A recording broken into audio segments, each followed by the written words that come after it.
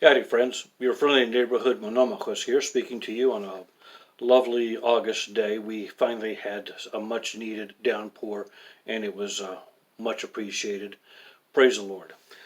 Today I'm going to speak rather seriously about what I put out last Thursday. I printed out a text, so I'm going to be reading from it. I will post the text so you can read it for yourself below. This is serious, and I feel like I need to talk to you seriously. Okay. To say that the last week has been interesting would be a severe understatement. Much has been written, much has been discussed, yet closure remains elusive. As such, I believe it would be a more judicious use of my time to speak to you directly. Before we can get to the meat of the matter, a few words must be said about my intentions. Some of you, my critics, have questioned my intentions. And I guess I set myself up for that. But anybody who knows me knows that I'm committed to the OCA and its autocephaly. I am a devoted member of the OCA. Although I was born in the GOA, I felt that evangelism had hit a dead end in that jurisdiction sometime in the late 90s. Mind you, the GOA has many gifts to offer to bring to the table of United American Orthodoxy. For now, let it be said that the acceptance of American folkways is not one of them. Perhaps in time that will change. God knows. Because of this realization, it became obvious to me some 20 years ago that the only realistic avenue for those interested in evangelism and outreach was the OCA. Surprisingly, it has become apparent since then that ROCOR is just as committed to mission formation as the OCA has been. But that's a story for another day, and we can quibble about which diocese in the OCA as opposed to which other diocese in the OCA is more committed to evangelism and all that. But that's the general impression. Now, I write why I have been pleasantly surprised in joining the OCA. I feel I must go into this a little bit so that you can understand just how serious I am about the OCA. First of all, the language issue, it's moot. It's English, and it's Elizabethan English, and it's beautiful. The liturgical rubrics are held to a high degree, as far as I know. The aesthetically pleasing Russian plain chant, or English language based but Russian based plain chant, is apparent. The rubrics, the phronema, the traditionalism are more pronounced in those churches which follow the Russian tradition, the OCA being one of them, although it is an American church. Therefore, all of these things and others that I have left out, but you can read for yourself, are benefits, are boons. The OCA does not have to reinvent the wheel. Okay, when it comes to acculturating itself to an American experience. Why would I, or anybody else in the OCA who's committed to evangelism, want to give that up? I submit to you that we would not. And I speak for myself here and say that I do not want to give that up. Nor do I want to saddle myself to a foreign patriarchate that is the seat of an extinct empire which it believes still exists. Nor do I want to subjugate myself to a foreign patriarchate which views the men and women that surround me in my daily life and the people I worship with as barbarians. That's unacceptable. And that is scandalous. Okay, so I will state right now that I am committed to the autocephaly of the OCA, period. Full stop. Hence my very real shock when I was informed that negotiations were allegedly underway to somehow merge with Constantinople under who knows. To my non-theologically trained ears, this sounded like us giving up our autocephaly.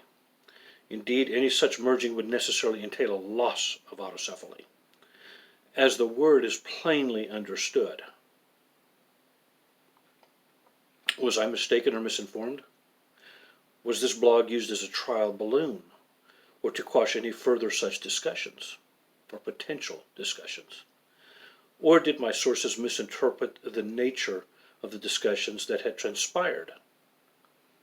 All I do know is that given the debacle that was inflicted upon the Ukrainian Church by the Holy Synod of the See of Constantinople, we in the OCA had every reason to worry. Whether this is what awaits us here in America is arguable.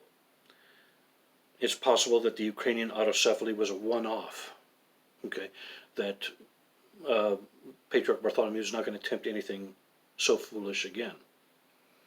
It's possible. Context is key. Okay. Permit me to explain. What is not arguable are the novel doctrines being peddled by Archbishop Elpidophoros Lambrianides, the new primate of the GOA, regarding such novel doctrines as superiority. Again, as even to my non-theologically trained ear, his doctrines, his novel doctrines, are incompatible with Orthodox ecclesiology. I'm sorry, but these triumphalist assertions are contrary to the spirit of what Christ himself taught, nor are they referenced anywhere in the historical record. Indeed, they can only be teased out of the canons only by tortuous and non-contextual reading of them. I will state it again. The supremacist claims that are being peddled by the Fanar fly in the face of Christian humility. They are ahistorical, and they are uncanonical. This cannot be stressed enough. I submit to you that the fear my original post generated among the many who read this blog was only possible given the set of circumstances at present, specifically as they have played out in Ukraine, where Fanariot supremacy is coupled with State Department meddling, all in the service to a deranged attempt to revive the Cold War. In addition, the very fact that no other local Orthodox church has gone along with the EP's latest plans only add to the concerns of the informed laity here in the United States. This includes not only Mount Athos, where monks have actually slammed the door in the faces of the new Ukrainian schismatics when they show up there, but among the Greek-speaking churches themselves. So far, not one local church has gone along with the Ukrainian recognition. In fact, the canonical Church of Ukraine has only strengthened itself in the face of this church-incited persecution. Let us be clear. The violence that has been inflicted upon the canonical Ukrainian Church has been unleashed because of what Constantinople, at the behest of the State Department, did. It is no balm to say that the violence that is being perpetrated only by thugs and neo-Nazis whose hatred of Russia knows no bounds. They have been given spiritual sanction to do so by the Fanar, perhaps unwittingly, but there it is nonetheless. That regrets about after the fact is beside the point. Real harm to real people worshiping in real churches has been inflicted. I'm sorry, but saying that we were hoping you people would work it out peacefully offers no consolation. As to the tomos of autocephaly itself, the less said the better. Hence my own sardonic description of its utility as a governing charter as Autocephaly. Like the Uniate sect which has ravaged Ukraine, it is neither fish nor fowl. Both were created to sow division and confusion, the fruits of which are being written in copious rivers of blood. Okay. And yet, this maleficence, in some curious, contorted way, fits in well with the Fanar's supremacist claims on several levels. First, it comports with the novel belief that all local churches can be autocephalous. It's just that Constantinople is in some fabulous way hyper-autocephalous. Second, this gives it the right to interfere at any time and at any place in the affairs of any local church. Third, and this is key, it creates a way for Constantinople to unite orthodoxy to the Roman Catholic Church. The irony, of course, is that while steps 1 and 2 create a Byzantine papacy, step 3 will strangle this newly created neo-papalism in its cradle. At any rate, none of this comports to the life of Holy Orthodoxy as universally understood. However, it does resemble Roman Catholicism. It is in this context that we, the laity of the OCA, find ourselves these last few days. Nor should we think that it was only us who were alarmed. As I mentioned earlier, I was in the GOA.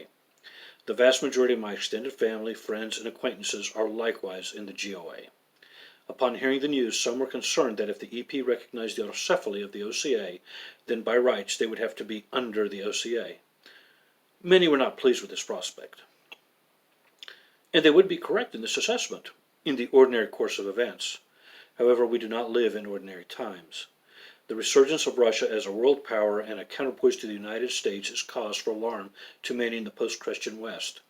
That the Church of Russia is likewise resurgent and evangelistic only adds to the ire of the globalists. By their misguided lights, they have latched onto the ecumenical patriarchate and the civil strife in Ukraine to put the Russian Church back in its place. Regretfully, because of its weakened state and the scandals which plague the GOA, the ecumenical patriarchate allowed itself to be used for this geopolitical gain. Thus, the very real fear that our ecclesiology can be tortured to fit the Procrustean bed of cynical realpolitik. It is in this light that anxiety abounded these past several days. For this I apologize. I did not wish to scandalize anyone, and to the extent which I did, I beg forgiveness. Believe me, I would rather this blog highlight that which is good and uplifting at all times. But I do not apologize for refusing to defend the autocephaly of the OCA as I see it. Therefore, I will never apologize for refusing to wear rose-colored glasses or taking it as a given whenever some opaque pronouncement from on high is made. The priesthood and the laity of the OCA have worked too hard to establish our parishes, monasteries, and theological schools here in America. They have labored under a cloud because certain foreign mother churches foreign mother churches could not bring themselves to validate our autocephaly is their problem, not ours. And if I see a problem on the horizon, I will mention it. For that, I will not apologize. What it all boils down to is the fear of the unknown, or the fear that what we think we know about the unknown.